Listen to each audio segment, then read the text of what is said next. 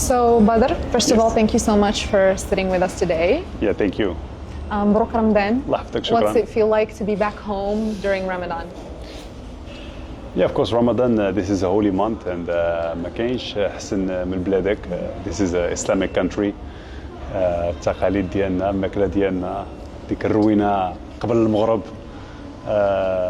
تراويح, going to the mosque. So yeah, this is the experience is ما كاينش شي بلاصة أحسن من هنايا. Yeah, the whole package is better Yeah, than exactly, doing it exactly. in The another family place. and Yeah. all these people having the same values and mindset, and so yeah, this is a beautiful month to be in Morocco.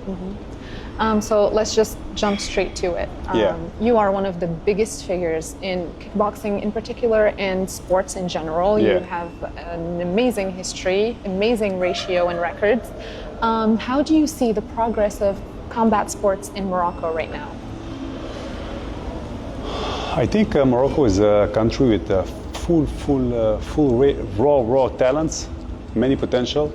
I see a youth that is really inspiring, train hard. So I think for me this is just sometimes a lack of the right environment to make sure that this potential comes to its right.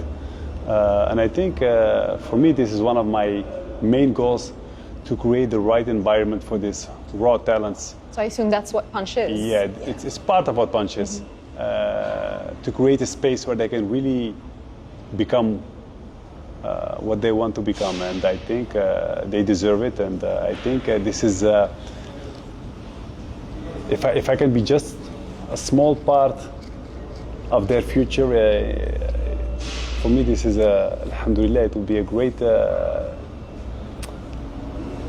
It's an achievement. exactly. It's already a it will be huge great achievement. yeah. So other than punch, which is obviously a huge cornerstone in achieving what you would like to achieve for the athletes and the youth here in Morocco, what are some other projects, some other ambitions that you have? No, I think, to be really honest, I think punch, this is part of my legacy. And I think punch is really much more than a gym based on fighting, because for me, punch, this is all about health.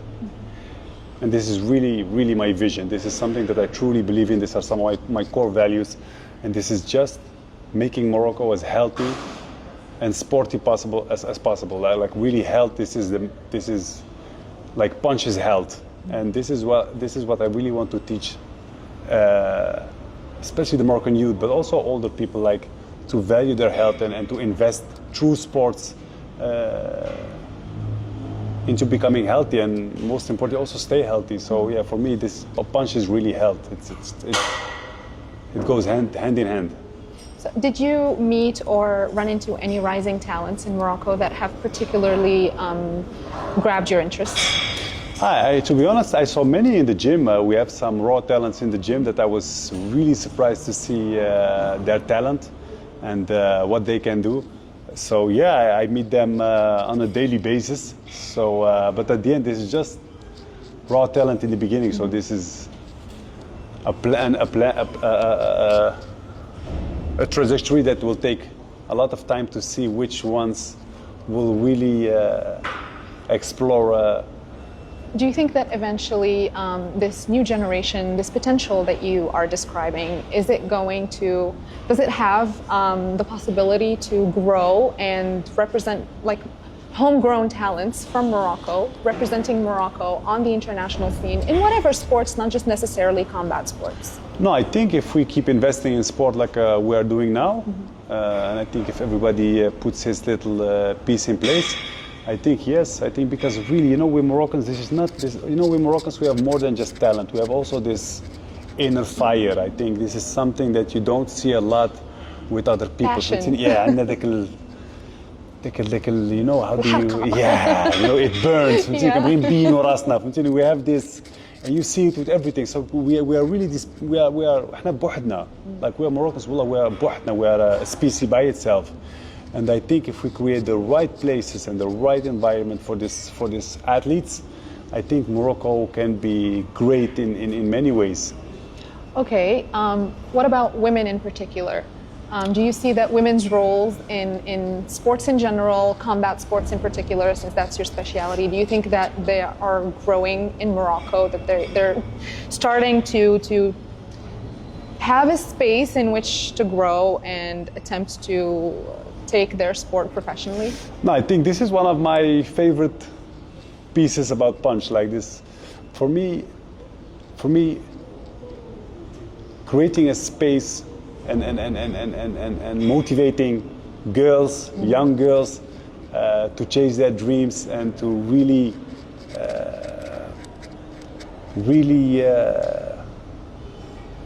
chase their talents. This is something that this is, for me, this is really important. And I think what we are doing here at Punch is creating an environment that is super friendly for women to train and to reach their goals. So you even have like I don't know if it was just one of the centers or just some days that are just 100% for women. No, in almost all our gyms we have spaces built just for women. So this is 100% only women. This is truly built by the idea of creating a place where women can just enjoy being surrounded by just women, have the choice to train only with women. I think this is something that we put in place pure to make to create a place where where women feel comfortable. And what is funny to see in the gym is that they mix in between. Like sometimes they feel like, you know, I'm gonna just hang out with the boys, train hard, push my limits, be motivated by guys, and then the other day she's just in this feminine, cool. like wallah, بغيت نتريني بوحدي, well, I'm good. Well, I just want to see women today. So I think this is something very nice to see, that they feel comfortable in switching between both places. But what is important is that we created this both spaces. Like we have a 100% femme, this is only women, and we have this place that they have the ability to mix with men. That's very inclusive. Yeah, but like I said, at the end, for me, Punch, this is a gym for all of us, and it has to be fit for everybody. So, women, I think. Do you think eventually, with sports in Morocco in general Yes. is on the rise? I mean, we saw our Moroccan football teams, whether it's the women's teams or the men's teams. We also saw in the Olympics, we had a lot of athletes, some in combat sports, women and men. Do you think that with creating more of these spaces, these inclusive spaces, is it eventually going to have an effect on Morocco's representation internationally in these different sports? I'm going to tell you, I think this is the only way to have this high impact in international level, is to create this kind of spaces where people can really benefit their talent. So I think this is the only way to create places where there is high quality surface, high quality equipment, the best of the best knowledge about how to train, how to eat, how to sleep. And if we create this kind of spaces, and I think Punch, this is really this space, I think yes, on international level we will be very achieving. Okay, so moving a little from Punch and Moroccan sports in general, zoning in on your career a little bit. Yeah. You've been training and fighting since you were 7 years old. How long do you envision continuing your career in the ring? To be honest, this is an open question that I don't know how to answer you, because I'm still thinking for myself how my career should end, because of course there's always a beginning and there's always the end. And I think I'm in this transition phase of maybe giving back in a different way. Maybe coaching? Maybe coaching, or maybe just creating good spaces where people can train. But me, what is important is I just want to stay involved in sports when it comes to Morocco. With fighting, I don't know what the future will bring. There are some options, like, I can call tomorrow, I can fight. But I don't know, I have this feeling that I have You don't have like a clear path of what your next career move might be? I think, like I said, creating an environment where sport can thrive, I think this is really now, Giving back, yeah, basically. yeah, but That's really, nice. really giving back, you know. Okay. And this is what I tell many people, like, okay, you know, all these years you've been watching me on television, winning, victories. And now it's much more fun because now I really meet these people who were supporting me and were always cheering for me. These are the same people now visiting and working on their own health and their own talent. So I don't know, I'm in this crazy stage of life and career where everything is like, Merging. yeah, yeah, yeah. I see. Well, you're one of the biggest Moroccan athletes that have represented Morocco internationally on massive stages. Yeah. Can you tell us a little how you feel being someone carrying the flag basically in such a massive way? You know, carrying this flag, this is, for me, this was always a kind of honor. You know, I was always super honored to do it. But you know, the responsibility was also super heavy. You know, it felt always like, okay, this is this heavy burden that I have to, You have to carry it. yeah, to carry with me. So it had two sides, like the pride and the responsibility. But for me, I always. How can you balance between these two things? No, it's something that happens like naturally because, you know, this is like a fight between, you know, I want to be the best, I want to make everybody proud, but on the other hand, it's like, well, I just don't hope that I disappoint everybody, so this is a constant. It's basically the same mentality in the ring and outside of the ring. Yes, Yeah, I yes, see. yes. Well, you began fighting under the Moroccan flag, I think, in 2005, right? I think it was 2005, yeah. Since then, since growing to the massive icon that you are, how has your relationship with Morocco evolved, especially considering that you weren't raised here, you didn't grow up here? No, I think it grew bigger and bigger in all these years because, you know, when I was fighting at all these stages and I met Moroccans in places in the world that I thought I would never meet Moroccans, and then always in this venue there was between all these thousands of people There was is always a Moroccan. yeah, ik heb ze een keer gehoord. Maghreb, and you were like, hey, okay, I'm not the only one. Always the Yeah, Moroccan. alhamdulillah, or like a lost flag somewhere.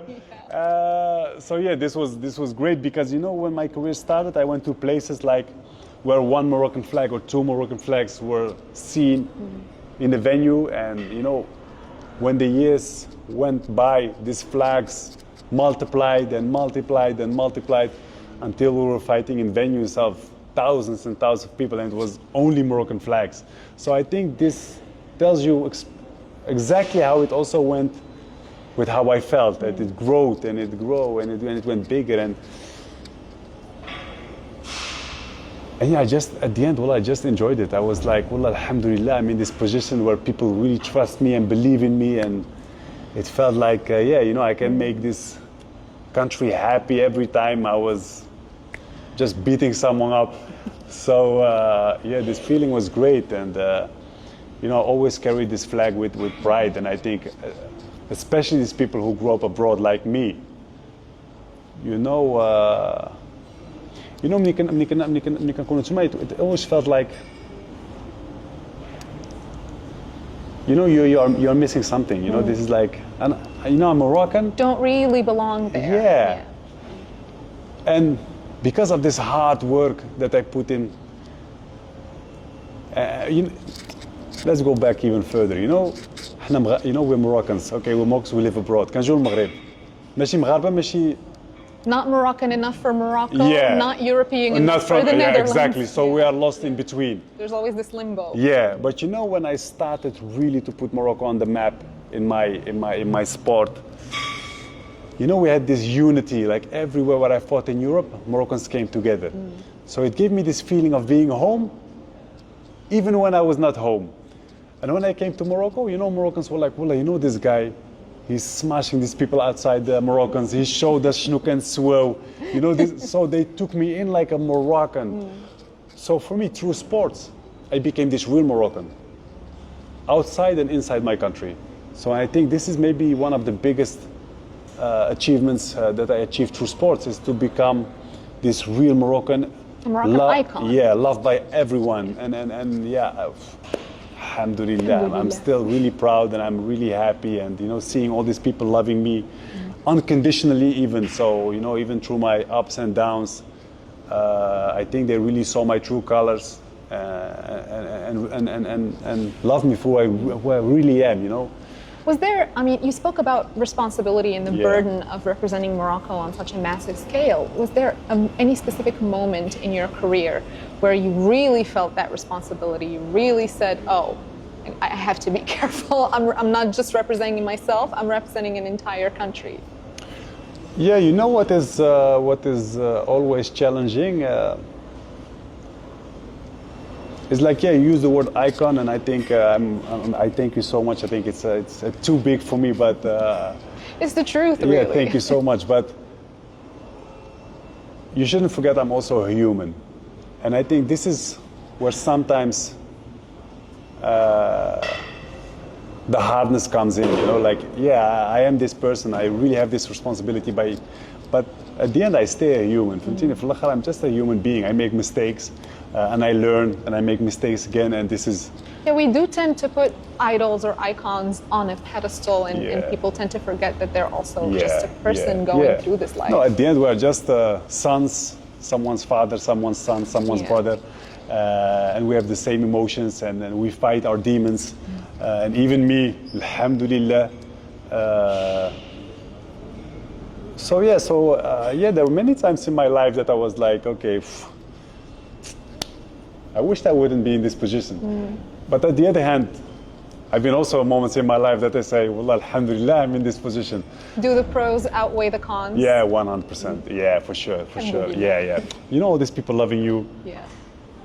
Old women. You know that sometimes I met women like, they have the age of my grandmother. Like, Allah, جدتي. And they were like, وليدي عرفتي ذاك النهار منين طرات لك هادو لا ما طيبتش لها الدار سيمانة. I didn't cook for these people for 1 week. So, you know, if you hear these things, and I have one story that stayed in my head forever, and I believe me, I have many stories. One time I was in the Netherlands, and I was driving, and Al-Jumu'ah went on my phone. I was like, okay, the Friday prayer. So I was like, okay, I went on my Google Maps, and I was like, okay, the most close by mosque in the area. So I went to this mosque, I prayed, I know no one there, but when I was outside, you know, maybe 50 young children waiting Suddenly. for me. Yeah. But you know, these were children that were like 8, 7, 11. So most of them, they never saw me fight because I stopped being violent before they were born. And they would want to take pictures. And then one old man came out, I think he was like 70 or something. And he told me, Badr, you know why these young kids love you? And I was like, Enlighten me. yeah. And he was like, because their parents love you. And you know, it touched my soul. This sentence really touched my soul. So when you tell me, does the pros outweigh the cons? Absolutely. It's not If even somebody a question. tells you this, like, والله, if I tell it, لحمي كيتبورش. والله, he told me, كيحبوك حيت والديهم كيبغيوك. صافي, he killed me. So this means generations are telling their children about me. Wallah, alhamdulillah, I can only be humble, proud, and even now when I go the streets, والله, الدراري عندهم 6 7 سنين كيشوفني ما كيعرفنيش, but when he hears my name, he's like, hey, you're Badrari. صافي. So, you know, this The name alone carries it massively. Yeah, so, you know, the pros, yes, wallah, they outweigh the cons. مليون على. So earlier you said الحرقة ديال المغاربة is something that helps This you pride. in your sport. Yeah. What do you think that there are any other elements from Moroccan society or Moroccan culture that connect with combat sports in general? I think our firm way of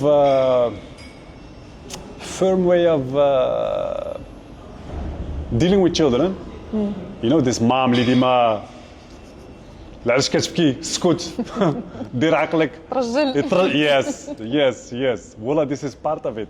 I tell you, I'm super proud of my mom and my dad because wallah, they كبروني في حلقة. Before a fight, you could just listen to a Moroccan mom. No, I just call my hyping mom. you No, up. but you know, I call my mom. Yeah. This is a ritual that I have in my fight. Like 3 minutes, my coach knows he's ready. He took my phone. Here's your mom. And then I speak with my mom. My mom starts to cry. Always. Well, 100 and ما نعرف شحال من fight, and she's still, Mama, I beat up half the world, but she still cries. And when she cries, and she told me, وليدي, can she start this dua? And I tell her, this guy, he made my mom cry. So I go with this. It's motivation. Yeah, with this emotions. I'm gonna suffer. ما عرفش راسه شنو دار. Yeah. والله ما دار والو ولكن my mom is angry and she was so sorry. You're done. You're dead. KO. Yeah. So I think this helps. I think we Moroccans, we have this, this ما تعيقش, no nonsense, just. We're hotheads. Yeah, go زيد صاحبي مالك فلان بسالة. So this kind of things. I think also our culture. This is not only our culture also creates this fighters, this people who really want to succeed in life and to become someone. I think we are Moroccans. We are special, and I really believe it. I feel like it must have like the other side of the coin. I mean, sure, we are hotheads. We're hard. We're very motivated, but. Has it ever been behind some negativity that you didn't intend to do, or? Yeah, of course. Most of my heavy, aggressively outburst happened when I was, alhamdulillah, much younger. And that's when you used to say that you don't know what happens. Sometimes it's just you just blow up. It's my greatest gift was most of the time also my hardest, how do you say it in a good way? Flaw. Yeah. It was being so aggressive, being so strong, being so emotional, being so all these things that made you a good fighter, a really, really, really good fighter. It has also an other side. It can come back to bite you later. Yeah, and it bit me a couple of times. What would your advice be to someone who is basically Badr Hari 10, 15 years ago? What would you go back to tell yourself 10, 15 years ago? Like me, what I really want, and this is something that what I really lacked as a young person, this is like coaching. But not coaching how to be a great fighter. And psychologically. Yeah. Like really, okay, this is your gift that Allah gave you. But don't let it be a curse. Know how to deal with it. And for me, the people that I had in my life, they all lived on this guy who just know how to beat people. This was their income. This was how they filled their arenas. This is how they sold seats. So for them it worked. The Badr that they knew, it was good. Safi, this was a grenade. You took up the pill, you put him in, Safi, everybody happy. He sold tickets. But I didn't have someone in my life who would like, okay, maybe لو صرت تسمع دور من هنا ولا حضيرة كاين واحد شي حاجة, something is around the corner. So I think this for the young people, I think what is important is they find a mentor. And me, I just learned the hard way. Safi, this is just Safi هيك دبر راسك. I see. Well, beyond combat sports, beyond punch, beyond sports in general, what other passions do you have or other causes that you believe in that you would like to pursue? No, what I really enjoyed is raising my children. So this is for me something that is,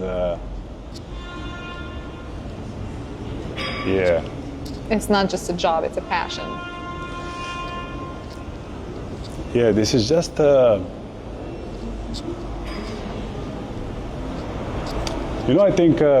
think being a father, this is something that I really enjoy to do. So, this is, I think, one of my biggest passions.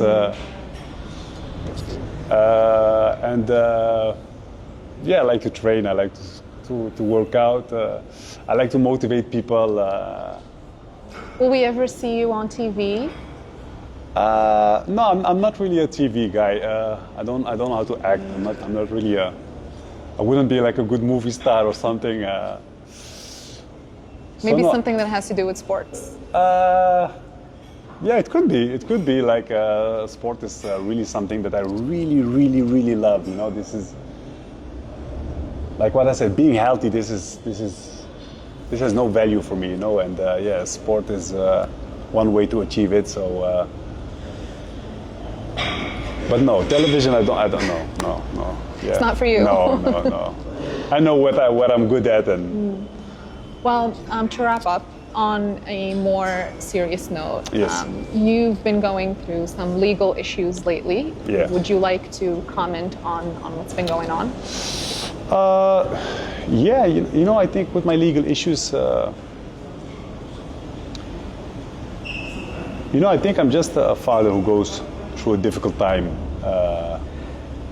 I think everybody who's in a divorce, I think he can understand, you know, if you are in this, some divorces just don't go the way you would love it to go.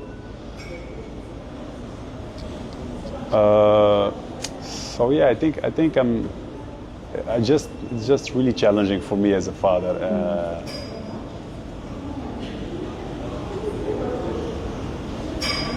You know, if you are this father who really loves being with his children, you know, if you are divorced, you know that you are really gonna, you have to split the time. Yeah, you have to split the time. But you know what hurts me the most is, you know, when your children live in a country where splitting between the time between a father and mother is not seen equally. So there is like kind of A parent or like B parent, where one person can see the children 1 day a week and the other one sees them You know, 6 days it's the same a week. here as well. Yeah, it's hard. same here as Like well. it's hard. For me, this is hard because I believe that it's the right of the children, not even the right of the parent, but of the children, to have equal time between father and mother. So this is something that I really believe in, and so yeah, sometimes things happen, and I think for me what happened, this was just a moment where I was surprised by the emotions of my children, and in you Moroccan mind we say telling us- shaitan hadar, you know. But there was no, it was not like what all the media said it would be.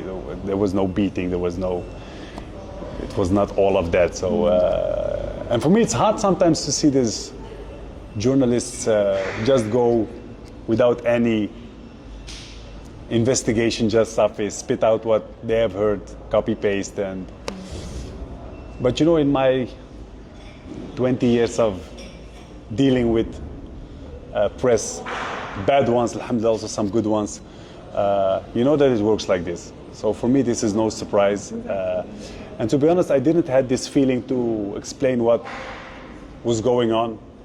I still don't have it because alhamdulillah, I'm in peace with myself, and I'm in peace with my family and with my It's children. very private too. Yeah. But you know that we live in a life where private is, Decaying. yeah, and especially if you deal with children and family situations, I think journalists should be very careful with how they tell a story, because it hurts. It can hurt young. Especially when minors are Exactly, it involved. can hurt young children. So yeah, me, what I can tell you, alhamdulillah, it's not, it's like a storm in a glass of water, and I think everybody, because my name was in it, it went, Obviously. yeah, but to be honest, I'm still a loving father. I still respect the mother of my children, and at the end, I just want to have create the right environment where my children can be loved by both parents. And yeah, this is something that I really hope that the future will bring me, inshallah. And that's it.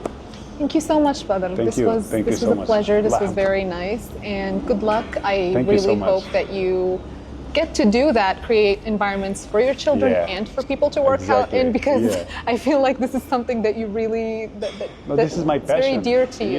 Yeah. Both Whether of it's them. professionally both or of them. personally. Yes. Yeah. It really goes hand in hand. Like me, this is just me as a person who wants to evolve himself and contribute. Like, I think this is what I really want. I want to contribute. I want to contribute to Morocco because Morocco gave me so much. You know, and also with my children, I want my children to be proud of this Morocco. You know me, I have a Dutch, they have a Dutch mom, and they have a Moroccan father. But you know, I want them to be proud. I want them to be proud Moroccans. Yeah. I want them to be proud of Morocco.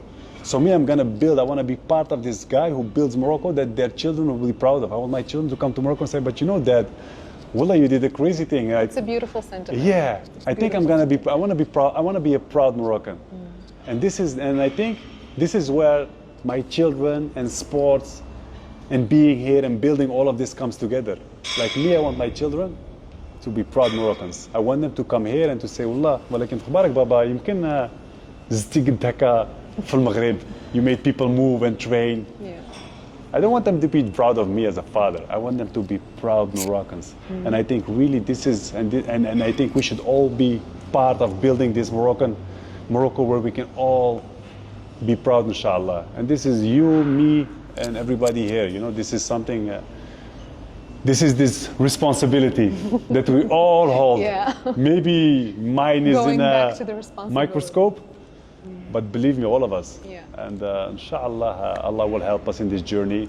And I hope Allah keeps us on the right path in this holy month.